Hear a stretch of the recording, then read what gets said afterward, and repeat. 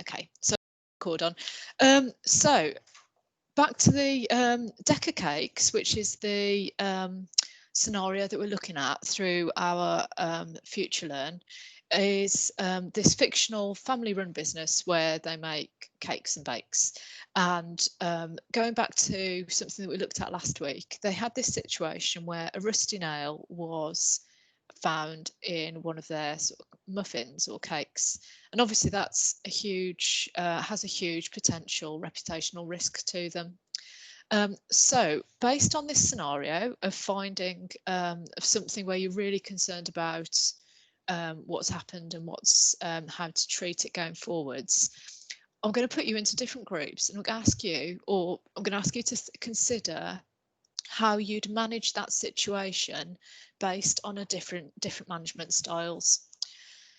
So we've got 5 different management styles.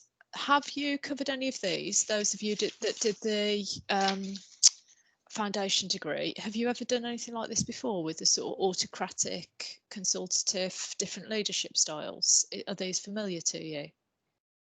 Yeah, we have. Okay, so you really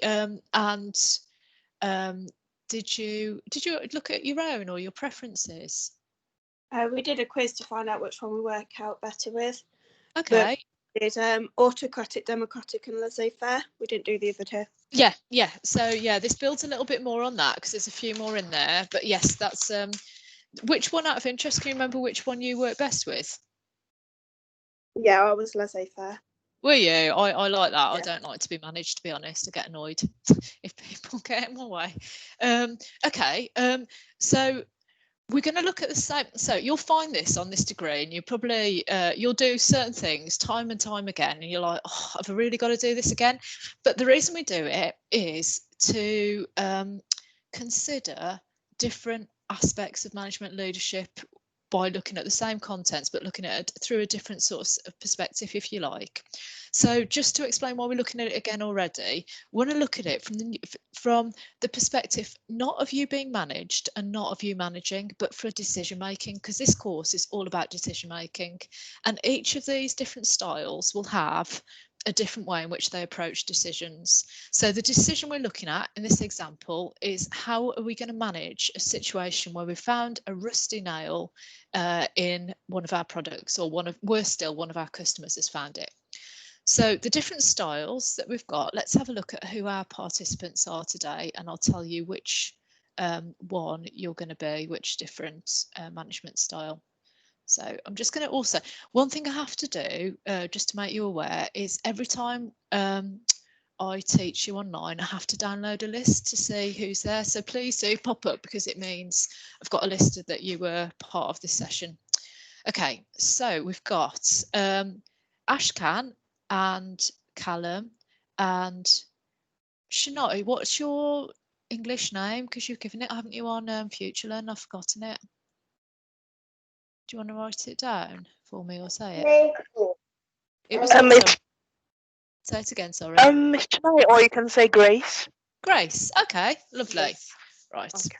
So, yeah, Ashkan, Callum and Grace, you're going to be an autocratic leader today. Okay, so what this means is, I'll just sort of define how it said it from Future Learn. As a manager, you solve a problem or make a decision yourself using the information available to you at the time. You maintain total control and ownership of the decision. You do not seek any suggestions or input from outside sources, and you're completely responsible for the positive or negative outcome of the decision. Okay. So what I want you to think about here is what you'd have done in that situation where you found a nail in this rusty this rusty nail in a cake. So that's your sort of style. Okay, then we're going to move on to Diego, Ellie and Emily. Your information seeking. So in contrast, as the manager, you're obtaining necessary information from your subordinates. You're deciding on the solution of the problem yourself. The role, so by subordinates, it means people working for you. So the role played by the people working for you in making the decision is to provide you with the necessary information rather than generating or evaluating solutions. Where this information is not available, you will have to make the decisions relating or irrespective of missing information. So basically, you might not have all the information, but you've still got to make some decisions, okay, based on what information you've got available. So I want the three of you to consider how you'd approach this situation. Okay, right, now moving on to Hannah, Kaylee and Lauren. You are consulting managers. So in this sort of management format, what you do is you'd share the problem with the relevant people who work for you. You're going to get their ideas and suggestions without bringing them together as a group. You then make the decision that may or may not reflect their opinions. You maintain control and make the final decision. Okay, so that's the style you're going to have. So what we're going to do, the reason I'm giving you these styles is I'm going to come back to you and I'm going to ask you what you do and then actually what the benefits are and what the disadvantages are when it comes to making decisions of your style. Okay, so you three were consulting. Now, Liam, Macy and Mustafa, you are, let's see, I've got some more as well. Yeah, just three of you. You are negotiating managers. So this is often confused with the consultings, the ones we've just heard of, but it's got a massive difference. In the consulting style, you maintain control and responsible for the final decision. So those are the people we just heard of. However, you three, what you do is the decision's actually made by the group and they take responsibility for its success or failure. So with an appropriate skilled group of people, the chances are the likelihood of success is high. Okay, so they've got to be committed to the project. So they'd have to be committed employees and see a real sense of achievement by working this out.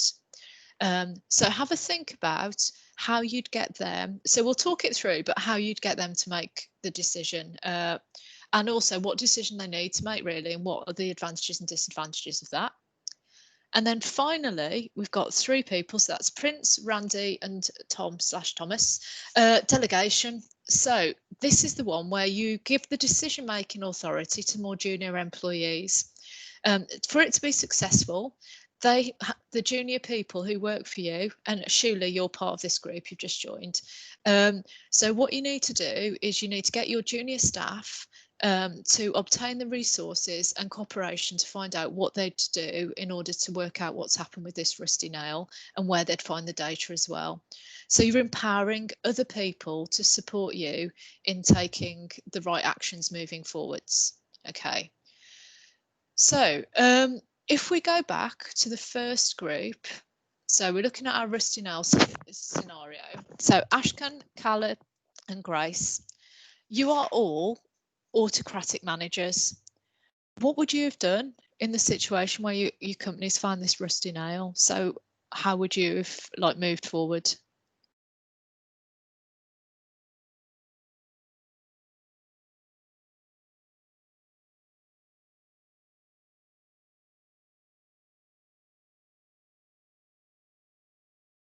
Okay, thank you. Yes, please do type. Callum, are you able to speak? Well, not like are you able to speak, are you able to unmute? And Grace, we know you can, so what would you do?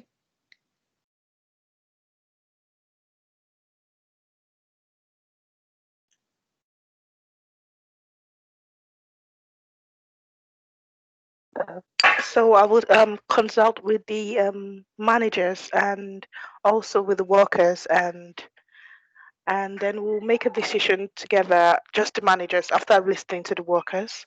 So we'll make a decision together.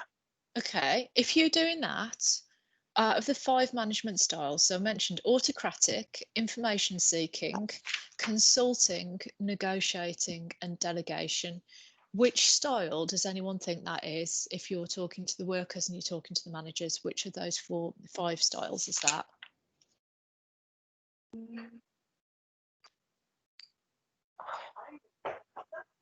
Any ideas? Yes, that's consulting. So Grace, I think your natural style is a consulting one, where you want to talk to everyone, you want to find out what's going on, and then you can be informed to go forward. Yeah. Is anyone here actually got autocratic as their natural style? Because that's what we're focusing on first of all, is the autocratic style.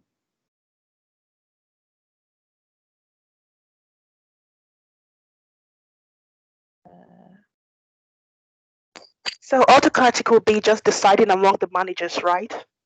Autocratic is, yeah, you just yeah, exactly that. You just decide. You aren't yeah, because Ashkan's saying as well, there would be some degree of discussion between managers and subordinates, but you don't really listen to them. In terms of being autocratic, you really, it's my way or the highway. These are the sort of things that autocratic managers say. So they very much retain control. But autocratic, they don't even seek any suggestions or output for anyone else, and they totally make the decision. Think Alan Sugar. A lot of people don't I like don't it, think do that'll they? be the best, though. What was that? Sorry. I don't think that's the best way to go about it, anyway. Okay. Why isn't it the best way to go about it?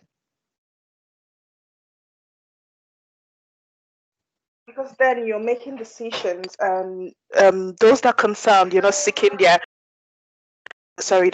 opinion. Yeah, you might not have all the information. Callum, I think you make a very valid point in that actually, if it's your business and you're in that role, ultimately you are taking responsibility for it. And so actually, that's why people can be quite autocratic, because they realise they are taking responsibility.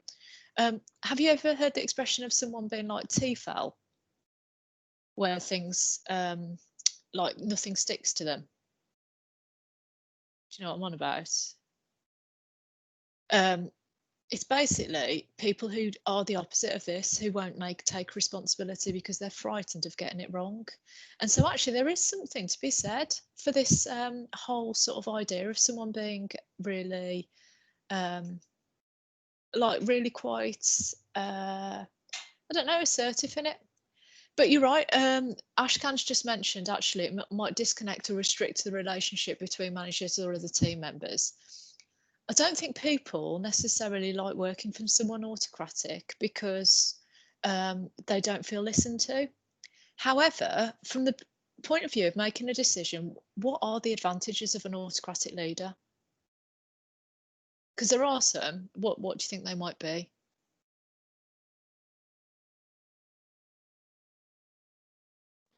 It works well for unmotivated staff, or I like think with it, high, yeah, with a high employee turnover rate. So places like call centres, yeah, you need autocratic leaders. yeah. Yeah, yes, that's a very good point. It works if people are disengaged and you need to get stuff done, and Kaylee says you get it done the way you want it done. But actually, the other thing is, so you make stuff happen, so you're not sitting on the fence, you're actually doing things. And the other main advantage of an autocratic leader is you can act really fast because you're not basing it on actually finding out lots of information. There is a risk. You think companies with the narrow and aggressive aims would benefit from objectives? Yeah. So Ashkan's thing about actually, if we've got a real sales-driven organisation that wants to be the dominant world leader and wants to do it really fast, actually an autocratic leader can make that happen. Also, in really uncertain times where people aren't taking any risks, or someone, because what other words could we use instead of autocratic to describe what they're like? Dictatorship. Yeah, absolutely. Authoritative is almost a kind of one. So a dictatorship, authoritative, yeah, they're both. So there's like, do you know what I mean? It's like a positive and a negative stance on it, because being an authoritative doesn't necessarily sound quite as bad as dictatorship. Just sounds like no one else is taken account of, which is the case with this. But it's the speed of decision making. It's the fact that actually you've got the balls, if you like, to take this decision and take it and make it happen. And it's fast and you're not reliant on other information. And actually what that means is people can't lie to you because you're not asking them for information. So if you've got other people working for you and you're asking them what happened, they might not almost tell the truth, might they? Because they might be nervous about the implications on them. So at least if we've got someone at the helm who's making it happen, we don't have to be concerned with that. So thank you, Ashkan, Callum and Grace, for your insights and perspectives. And Grace, I do understand what you're saying, because if you want an organisation when people are engaged and on board, you're not going to have an authoritatively, it's not ongoing, it's not a nice style to have if you want an engaged workforce. Okay. Oh, I wish it worked as well, but you know what, the fact you type things down is very nice, so thank you, Ashkan, and you're engaged. It is really good. So our next experts are Diego, Ellie and Emily, and you were information seeking, weren't you? Do any of your mics work, or can any of you sort of contribute? Oh yeah, Emily. Yeah. So what do you reckon, how would they go about this situation? What would they do? Well, they would probably have to ask the employees of the shop or store where it happened, which could potentially be unreliable because someone could have planted it there. So they could be lacking a lot of information. Yeah. Yes, absolutely. So we've got challenges with what information is correct and what isn't. So how can we screen out stuff that doesn't, that sort of is inaccurate. So you're actively seeking out information. Do you think they're likely to have any bias? Do you think us as individuals, have we already got our ideas, maybe? Possibly if they're treated badly at their workplace, they may not want to say certain things. Yeah, and the manager itself might have their favourites. Have you ever heard of halo and horns? No. So it's this idea that actually there would be certain people. For example, Emily, you have Emily and Ellie. Both of you have got the same names as two of my children, and so naturally, I think you're going to be lovely because you're called the same as my daughters. That's called a halo effect. Okay, but if, for example, Callum, if there was somebody I went to school with who was very mean to me and his name was Callum, I could have a horns effect on that. And that means I don't like you. And it's not nothing to do with you, but it's this sort of preconception that I've got. Do you sort of understand this, where someone looks like someone or something? There's something that we've got that puts us off certain people. Like a past experience. Yeah, a past experience. But you know what? Quite often it's totally irrational. And it's really unfair, or there's something that we do that. So what we do is then we filter all the information that we have to fit that picture. So for example, if you're one of the team and I'm saying, right, okay, I'm trying to work out what happened here, and then I'll go, well, Emily's always been very reliable, she's been very good, she's not going to have had anything to do with this. Yeah, stereotyping. And then we look to build up. We have stories in our heads that aren't factually correct. And the issue with information seeking is that how do we handle that level of bias? And are we even aware of it? Because sometimes we want to get to a quick decision. So we just go, well, Emily said this, I believe. And we don't do any thorough due diligence on the situation. So what else might be a challenge around information seeking as a management style for making decisions? Maybe the validity of it. Yep, absolutely. So there might not always be, the information we find isn't always valid, correct, accurate, relevant even. Anything else?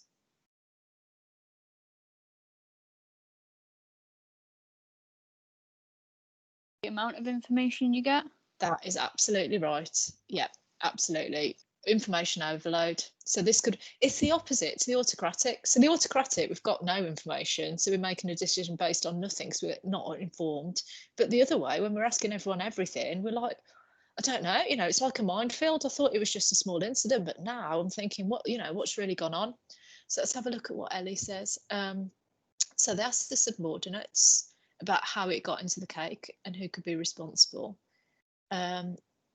Okay, so then they make a decision to resolve the issue by giving control. Okay, so they use the information to find out more. So it could be more training to prevent. So yeah, this is, if we're sort of looking at the best in people, we're thinking actually it was a mistake and we're given more training. However, if someone doesn't like someone else, there could be some bias, couldn't there? Oh, I like that idea about the nail planted by the customer. Because we just don't know, and this is the issue. if we'd got like CCTV or something like that, that would be more accurate, wouldn't it? Because it's actually evidence-based and we're watching behaviours. But if we're asking opinions, have you ever heard of or seen comedy sketches where people go to restaurants and then they plant hairs in their food so they don't have to pay for it? Or like they put insects in their food. So it's actually not the employees, it's the customers that are trying it on. Does it really? Do you think it does? Scan. Oh, okay, right, okay. Gosh, there are some shifty people out there, aren't there? Yeah, so it could, we don't know what's entirely accurate on this one. So information seeking, we've potentially got too much on, and that can mean we can't even make a decision then. We're paralysed, we don't know what's true, what isn't true. So almost, I'd say, autocratic and information seeking are like different extremes, aren't they, in terms of the information they've got to make their decision. So let's move to our next group, which was Hannah, Kaylee and Lauren. You're consultative managers. So you've sucked some info, you sought information, brilliant. Lauren, you've looked at different ways to go about this to take to the managers. And if they agree on one, take it to the employees and see if you can come to a conclusion. If there's a few, then you decide on the one that has the best outcome. That's a good idea. But do you know what you've done, which is perfect for this type of style, is you've still maintained control of the decision. Because the other one that we're going to look at is where we give control to other people. So what's the benefit of you as the manager retaining the control?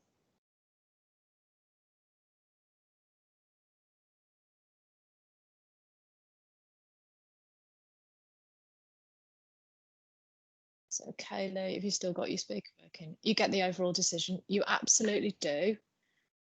And you maintain responsibility. And actually there is an issue. The more democratic we get, the more we get our team involved, the less we take responsibility.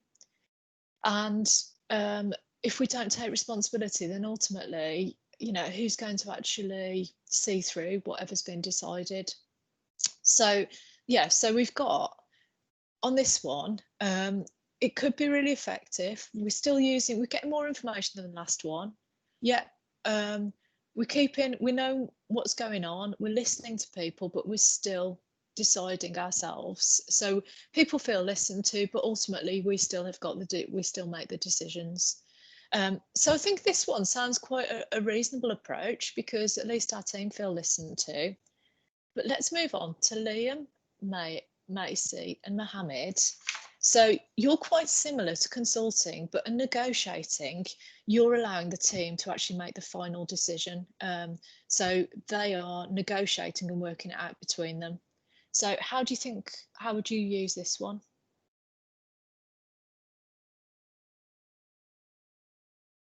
Liam, Macy and Mohammed, any ideas?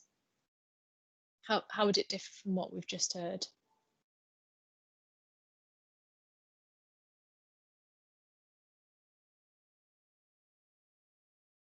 Do any of you have a speaker, or could any of you write something down?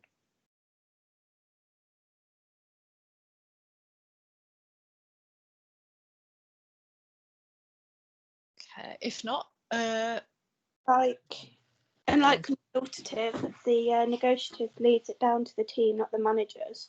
yes, Work not well because they can't be informed of like every other aspect of the business, whereas the managers are more aware that sometimes you get an employee who are on like basic minimum wage and they're just there making the cakes or just serving them, and they don't really understand the bigger picture of the business, and you're putting them in the shoes to make the decision which affects the whole business.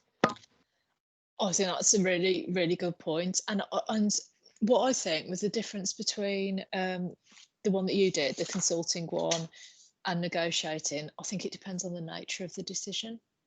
So actually, if we've got quite a small decision that's maybe something like, how should your staff room look? Actually, if we take that down to the workers, because it's their staff room, they can take ownership of it. If we're taking it, this decision's too serious, isn't it, to be left to people who don't necessarily understand the implications either? Because they might say, do you know, we don't understand what the problem is. It was just a one-off incident. But actually, the problems are something like that, especially with social media, word spreads, doesn't it? And you know, potentially it could have even been a competitor that sort of worked its way, you know, has worked out some way of doing this. So you're absolutely right. On the people on the sort of shop floor, if you like, don't necessarily understand the bigger picture. Go on, Ashkan. I think that as well. So give me an example why the management might lack insight. So where might they not really understand what's going on?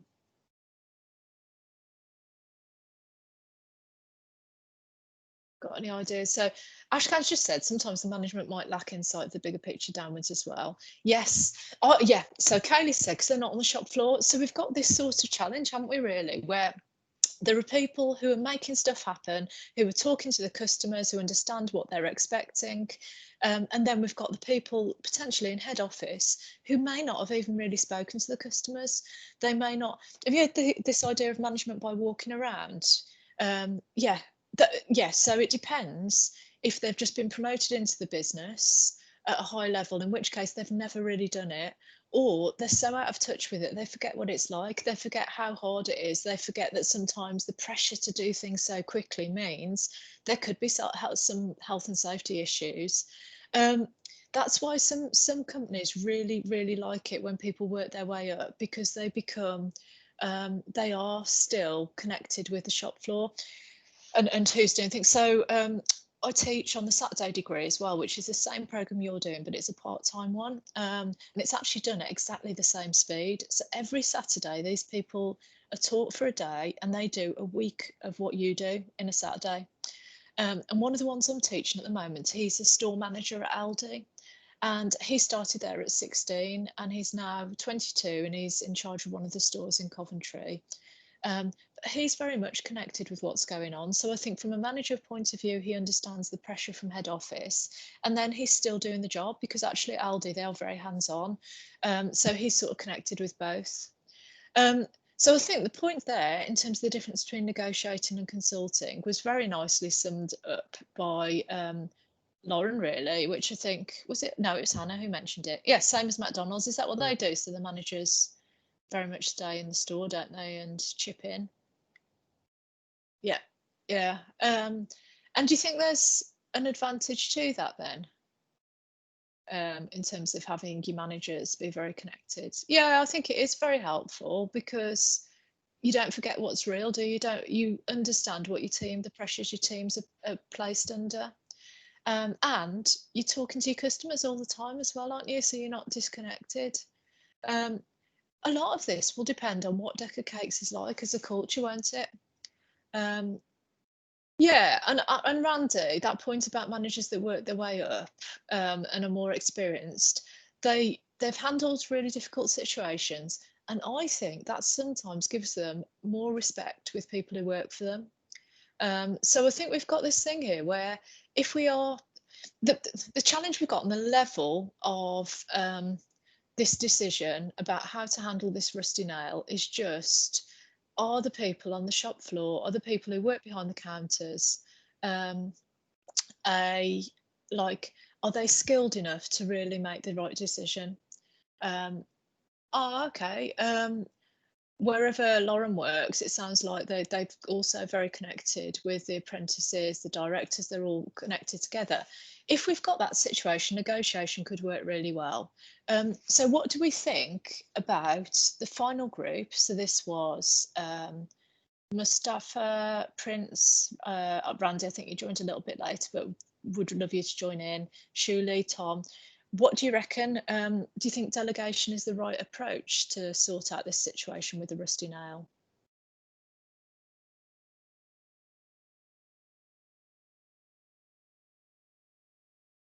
Okay. So Diego is a man of facts, aren't you, Diego? You want to make sure that we've got the right information to hand, because if we make decisions too quickly, if we're just going with our gut feeling, this could be very risky. And so if we're doing consulting, which is where we're asking people, but we're still taking control of the decision, that's got to be the right approach. What does anyone think of that? Very well put, by the way, Diego. Thank you. Quick question. I'm not really because the section I'm in, what are they doing? Like, what did they like do within the organization? I'm not 100% sure what they do. So this is back to, it was the scenario of a rusty nail being found at Decker Cakes, and what we're looking at is 5 different decision-making styles, 5 different management styles as to how you deal with it. So we're looking at autocratic, information seeking, consulting, negotiating and delegation. They're all on Future Learn, they're all the steps that you follow. And we're just looking at what the implications are for each management style. So we've got, go on, sorry. So I think I'm asking that the one that I am in, that like I'm not 100% sure like what they do. So the delegation one is one where you've got a team that you trust and you say, do you know what, guys, what do you think? How would you handle this? How would you take it forwards? So the delegation is where you give your group decision-making authority to more junior employees. So it's basically like basically what you said is that we kind of like take people's ideas and stuff like that and see where it goes. Yeah, but you don't just listen to them, you actually act on them. I see. Yeah, and yes, that's right. Thank you, Mustafa. It summed that up really nicely. So you actually give away the control of the decision to more junior people. So that's really motivational to them and gives them experience. However, my issue with that is just they're very junior to do that with. Do you know what I mean? Because they could be people on the shop floor, and I think it was potentially Hannah. So basically, it's just, you know, if someone has said, it might be on the chat, if you haven't got that much experience, how would you handle it? How would you know what to do? Okay, so basically in this situation where everyone's saying that the way we handle the nail thing is where to like talk to the staff and stuff like that and see what like how you make that decision. But personally for me, I feel like within that situation, like yes, I agree that we should talk to the staff and like see where our heads are instead of making like a rational decision where it might take a bigger risk even within the organization. So I agree. I think one of the point where we do need to know like where it's at, and obviously with the manager, like with the bit where we said that the managers, when managers work themselves up, I feel like within that we need that kind of role where we need to have a better connection, so we can actually make sure that it doesn't really affect like all this factors and departments within the organization. So then at least that way we can actually make sure we can actually make a good decision through it. And yeah, one of the common themes that we've mentioned here is about how do we understand. It's back to, do you remember the session that we looked at where we're looking at what makes good information and data, and it's whether it's sort of reliable, whether it's sufficient, whether we had it. And on Future Learn as well, I put a list of criteria after that task that we discussed, and it's sort of back to that, isn't it? It's about how do we actually not get biased by the fact that someone that we like has shared something with us, or someone that we trust, in order to make the best decision. The advantage of getting other people involved though in that decision, if a decision is taken to train everybody, and so actually there's a new training program about the processes that we follow, it might be that we have a new commitment to quality. So a new initiative is started from the top down in the organisation. If we've got people involved in making that decision, do you think their motivation would be any different than if we just introduced it without listening? I think it'll be better if it was listening, because at least that way, like you said, it'll be people would people will feel like they've been heard, and obviously that way, I feel like it builds a better relationship than just going without like listening to other people. Yeah, I've done some. I write some modules of this degree, and one of the ones that I'm working on at the moment, it said the more involved that you want people to be with a decision, the more involved they've got to be in making that decision. Yeah, and they feel valued. And actually, if they feel valued, they're more likely to stay, aren't they? Yeah. But Ashkan, you make a valuable point. So Kaylee, I absolutely agree with you. They feel valued. And Mohammed, there is a risk, isn't there, of making an incorrect decision if we're asking too many people as well, and too junior people, which I totally get.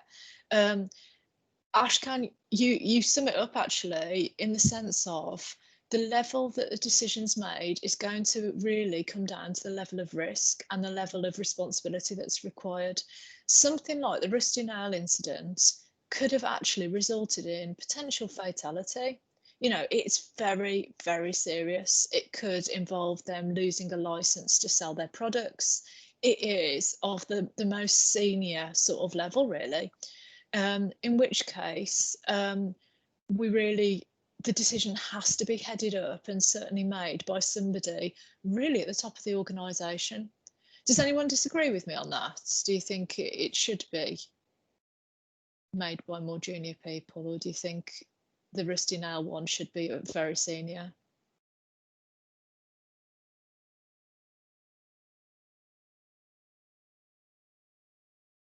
Okay. Yeah, should be senior. Can you think of an example of a decision that would be quite junior that would be fine to make? Yeah, I agree, Tom. I think it should be at the top. What would be a junior decision that could be made in the organisation and empower people? Yeah, checking stock. Yeah, absolutely. So operational sort of decisions. Anything else?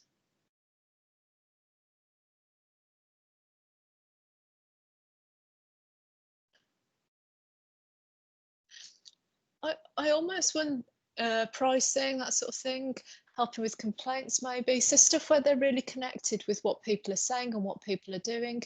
Event ideas, that's a nice one with marketing.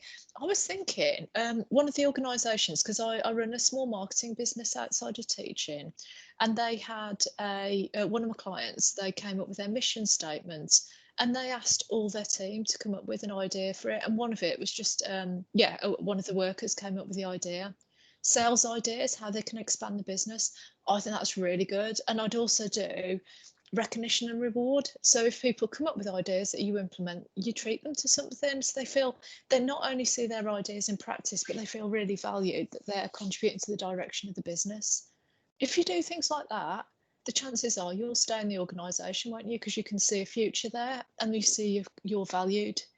Whereas we had the example, didn't we, of the call centre before now, where you need an autocratic leader. Okay. Okay. So if you can see Ashkan's comments about having stalls outside the shop and listening to what the police said, and other places not doing it and they lost their alcohol licence. But again, something like that should have been the person at the top of the organisation deciding how to respond. So yeah, you did, and then you kept your licence. So yeah, we have to be very careful at the moment, don't we? I like that, Lauren, this idea that employees will one day run the business and have a say on the future in sales and marketing. You'd hope so, wouldn't you? But I think if you're an autocratic leader, they will never be running the business because they won't stay, will they? They won't want to be. So what I wanted to do in today's session, really to wrap this up, and I'll put a recording on Owler, is to look at these 5 different styles. So just to recap again, they were autocratic, in which case you make decisions quickly, but you don't use any additional information. That's fine if you know very clearly, you're very confident in the information you've got and you've got it personally available to you. We've got information seeking, which is where we're looking for lots of different ideas and perspectives on it. That could be good to make decisions if they involve brainstorming, or there's something where you're looking for innovation, so you're looking for a wide range of ideas. So it would work in that situation. Consulting, I think we've agreed actually, consulting seems to be the way to go for this one. So we've got a serious decision to make. We retain responsibility, but actually we do ask people what they think, and we trust and value different perspectives, but we also rationalise them as well. Then we've got negotiating, which is where people are given a real voice, but we're still part of that decision making, so we don't completely devolve responsibility. So negotiating is probably a good one for less, more sort of involved decisions with our customers, and ones that aren't could potentially grow the business. And then delegation is where we totally give responsibility. So this could be lovely if we'd got a charity event that we were running, or something that the employees wanted to champion themselves. So something that's potentially low risk, but could be high enrichment to our employees. Okay, Thanks ever so much for contributing. That's really good. I will, yeah, I'll upload this video onto YouTube and then add it onto the two different 107 and 407 for Aula. Nomzo will be taking your session on Thursday, so I will see you again on Friday. If anyone wants an additional one-to-one on Friday, as well as our time slot, which will be 10:15 again on Friday, just drop me a line and I'll book one with you and put it on Zoom. Okay. Thanks ever so much. That was, yeah, thanks for your interaction. That was really good. Okay. See you Friday. Bye.